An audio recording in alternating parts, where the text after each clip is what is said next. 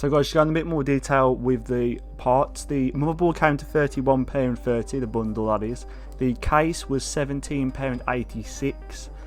The graphics card was £29, and the power supply was £45 due to it being the most important part, and it also had upgradability, so that's why I spent a bit more on that component, just to let everybody know exactly what the prices were. So some of you may have noticed that there's no hard drive or SSD option as well. That's because my brother had an SSD in his laptop already and decided to use that in this build, and that's the reason why. It's a Kingston SSD, which is normally about £20 new. On the used market it can go for a lot cheaper, sometimes under £10, which is why I've rounded up the price to £140 just to cover it if it's a bit more expensive. But yeah, just letting you guys know. And all the parts that I've said before all came to £123, so plus the SSD, and you're looking around the price of this PC, which is £130 to £140.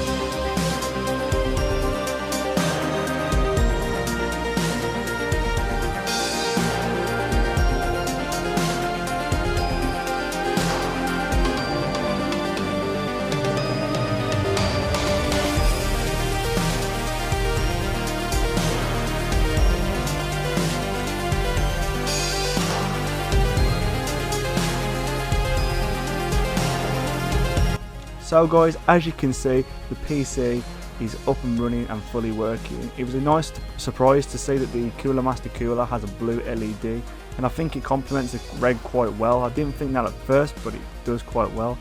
As I said at the start of this video, this PC is mainly for like content consumption, writing Word documents, doing work, with a little bit of gaming and video editing on the side. The first game I decided to test out, because we're on my brother's system as well, is Sonic Generations.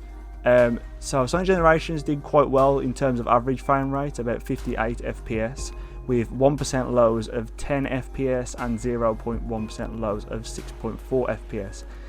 Those lows came in high intensity scenes, and it was really the CPU which was causing those low frame rates.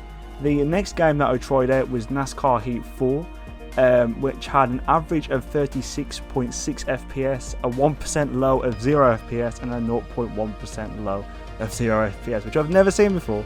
But this was mainly due to the game being completely bottlenecked by the CPU. As you can see, it's 100% constantly, and as I said, this CPU could do with an upgrade if he thought about gaming, or even he has the opportunity to take the board out and put maybe an LGA 1366 board and processor in, if he wanted to at any point, due to the upgraded power supply.